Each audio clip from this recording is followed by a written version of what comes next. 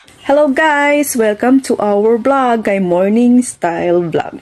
Ayun guys, may nakita akong video na isang padre de pamilya na galing sa trabaho. Talagang makikita mo sa kanya yung pagod at talagang dismaya sa bahay kasi pagdating niya sa bahay na imbis na kakain na lang siya, imbis na magpapahinga siya kasi dahil galing nga siya sa trabaho niya, nakita niya yung buong bahay niya, kusina niya na makalat, magulo, at nakikita niyo naman na may mga tao doon na yung pinagkainan nila ng buto, ng balat ng kung ano yung pakwan ba, putong pakwan ba o ano man yung kinakain nila, talagang nilalagay sa sa sahig, tsaka hindi nila naisip na ilagay sa basurahan, di ba? Napaka hangang-hanga ko sa mga lalaking talaga na desididong maglinis ng bahay kahit pagod na, talagang wala siyang reklamo. Kung nakikita nyo, nililigpit niya yung mga hugasan, nililigpit niya yung mga kalat sa sahig, at nakikita nyo yung mga taong kumakain na nilalapag lang yung mga balat at basura doon. Alam nyo guys, minsan lang tayo makakita talaga ng isang lalaking talaga na napakasipag kahit galing sa trabaho at ay pagod, talagang ipagsisilbihan ka talaga sa pagdating niya sa bahay, maghuhugas, maglilinis, magliligpit at maglalaba. Talagang huwag nyo talagang pakawalan yung ganung tao talaga na napakasipag at responsible sa kanyang pamilya. Wala talaga siyang kung makikita niyo sa video na wala siya talagang bahid na galit o ano man, talagang tinignan lang niya. Siyempre, iisip niya na nakakapagod sa araw-araw na trabaho, tapos maglilinis ka pa sa bahay.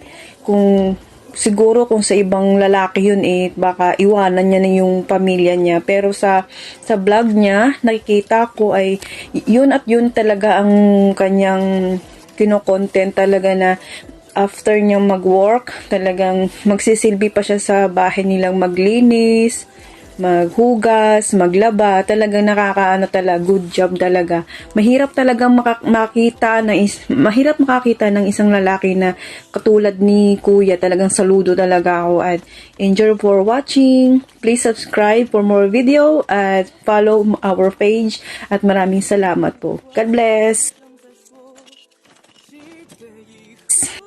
Kayo kaya mga loads, kung galing kayo sa trabaho, tapos galing kayo sa biyahe, traffic pag uwi sa bahay, pagod na pagod kayo, stress sa trabaho, tapos dadatnan nyo yung bahay na napakadumi, napakakalat na kusina, hindi naglalaba, napakalat ng room, tapos pagdating mo gutom na gutom ka, tapos yung kumakain sa sala, tinatapon sa sahig, hindi man lang ilagay sa basura, di ba? Alam niyo mga loads, minsan lang talaga tayo makakita ng klaseng ganitong lalaki na nagtatrabaho na para sa pamilya, nagsisilbi pa para sa bahay, di ba? Nakakaano lang kasi meron silang kasama sa bahay, hindi man lang makaisip na magligpit, kahit yung pinagkainan ilagay sa wastong basurahan, di ba?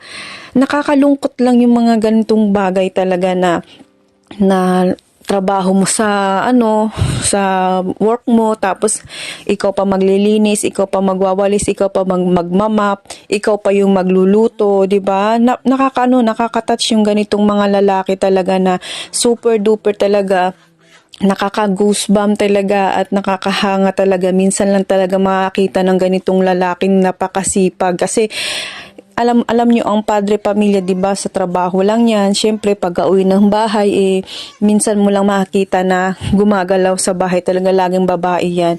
Ayan. Nakaka-touch kasi pag-uwi niya sa bahay, magluluto pa. Talagang God bless talaga. Yun guys, maraming salamat. Enjoy for watching.